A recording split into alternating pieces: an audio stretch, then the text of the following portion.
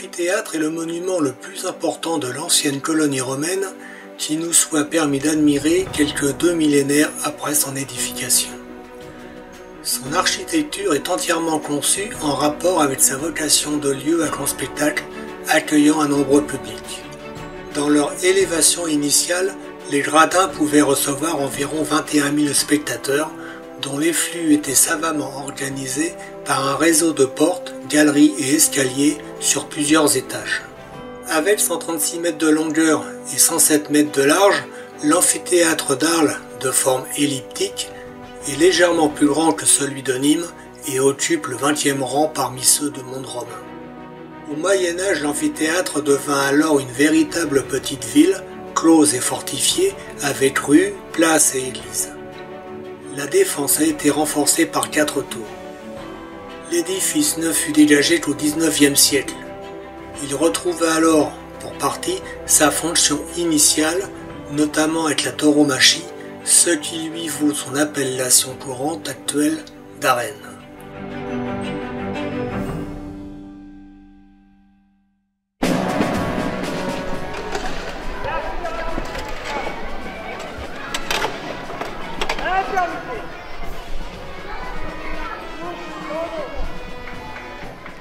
Acta Archeo est une société de spectacle et d'animation historique composée d'une vingtaine de professionnels qui proposent des événements de qualité.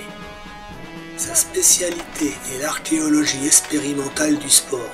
Ses domaines de compétences s'étendent des Jeux olympiques antiques au théâtre romain, en passant par le phénomène de la gladiature et de la légion romaine.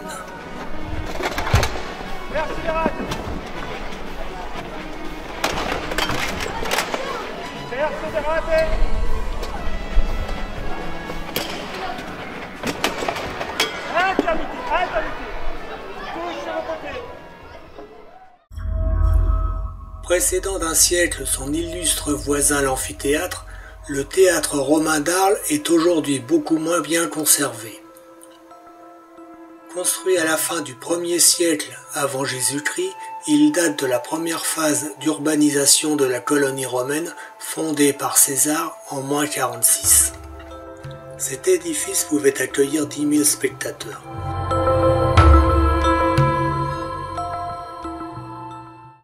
Édifice inséparable du confort de la vie urbaine de l'époque impériale, les thermes associaient les exercices physiques qui se déroulaient dans la salle d'entraînement au bain assurant l'hygiène corporelle.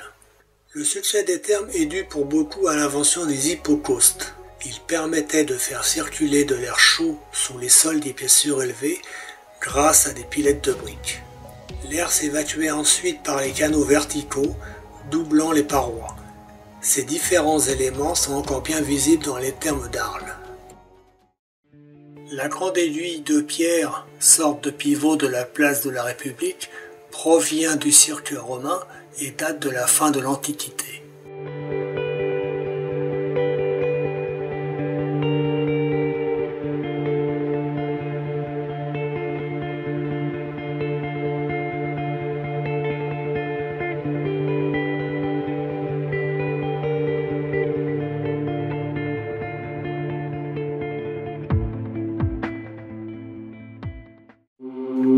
Les cryptoportiques forment le soubassement, la partie invisible du forum, place publique centrale de la ville romaine. L'une des premières réalisations urbaines de la nouvelle colonie romaine fondée en 46 avant Jésus-Christ.